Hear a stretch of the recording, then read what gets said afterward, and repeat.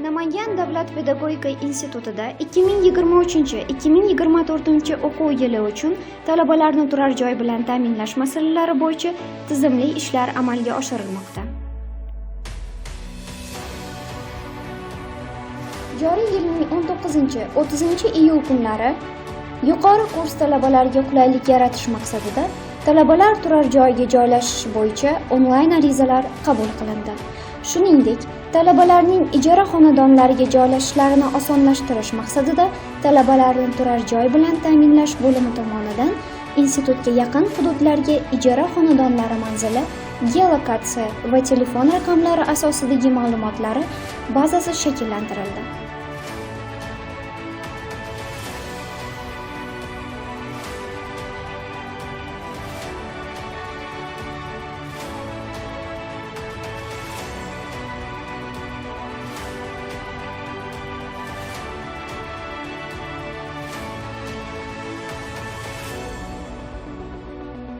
Bugungi kunda Namangan davlat pedagogika instituti mavjud pedagogika fakulteti hamda ijtimoiy gumanitar fanlarni o'qitish metodikasi fakulteti talabalar turar joyiga hamda ijara xonadonlariga joylashtirish bo'yicha quyidagi ishlar amalga oshirildi. 2023-2024 o'quv yili uchun talabalar turar joyiga joylashtirish bo'yicha taqsimot quyidagicha amalga oshirildi. 3 qavat ijtimoiy gumanitar fanlarni o'qitish metodikasi fakultetiga 202 o'rin, pedagogika fakulteti talabalariga 212 o'rin joy ajratilgan bo'lib, bundan asosan dovon ortidagi talabalarimiz uzoq masofadan kelib tahsil olayotgan talabalarimizga taqsimlandi. Hozirgi kunda 212 nafar talabalar turar joyiga to'liq joylashtirib bo'lindi.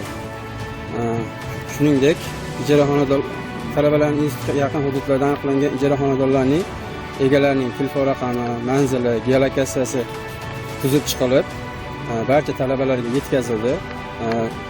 Ijara xonadonlarda 1057 ta o'rin tashkillangan bo'lib, 239 tasi yigitlar uchun, 818 tasi qizlar uchun mo'ljallangan. 2023-2024 o'quv yili uchun hozirgi kunda talabalarimizdan 300 nafarga yaqini institutga yaqin hududlardagi ijara xonadonlari egalari bilan bog'lanib, joylarni band qilishni boshladi.